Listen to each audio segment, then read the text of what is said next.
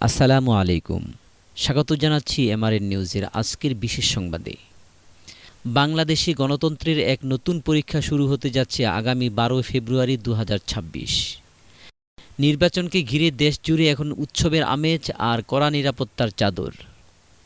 নির্বাচন কমিশন জানিয়েছে, এবারের নির্বাচন ও সংস্কার বিষয়ক গণভোট পর্যবেক্ষণ করতে রেকর্ড সংখ্যক ৫৫,৪৫৪ জন দেশি এবং প্রায় ৫০০ জন বিদেশি পর্যবেক্ষক উপস্থিত থাকবেন।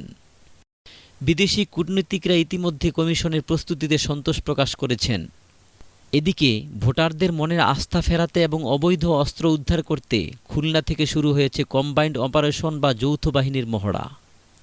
বিজিবি, র্যাব, কোস্ট গার্ড এবং পুলিশের সমন্বয়ে এই টহল অভিযানটি সাধারণ মানুষের মধ্যে স্বস্তি ফেরাতে কাজ করছে বলে জানিয়েছে প্রশাসন।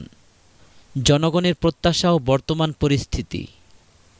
এবারের নির্বাচন নিয়ে জাতির প্রত্যাশা আকাশচুম্বী। দীর্ঘ সময় পর একটি সুষ্ঠু, নিরপেক্ষ এবং অন্তর্ভুক্তিমূলক নির্বাচনে আশায় বুক বাঁধছে সাধারণ মানুষ। বিশেষ করে তরুণ ভোটারদের মধ্যে নতুন বাংলাদেশ গড়ার এক প্রবল আকাঙ্ক্ষা দেখা যাচ্ছে। তবে মুদ্রার উল্টো পিঠও আছে। বড় রাজনৈতিক দলগুলোর মধ্যে পাল্টাপাল্টি অভিযোগ এবং প্রার্থীদের ঋণখেলাপি বা দ্বৈত নাগরিকত্ব নিয়ে বিতর্ক জনমনে কিছুটা সংশয় তৈরি করেছে।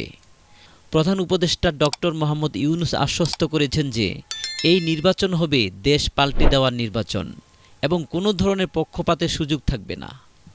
সব মিলিয়ে শঙ্কা থাকলেও অধিকাংশ মানুষের আশা, স্বচ্ছ ব্যালট বাক্স আর কড়া নজরদারিতে এবার জনগণের প্রকৃত রায় প্রতিফলিত হবে।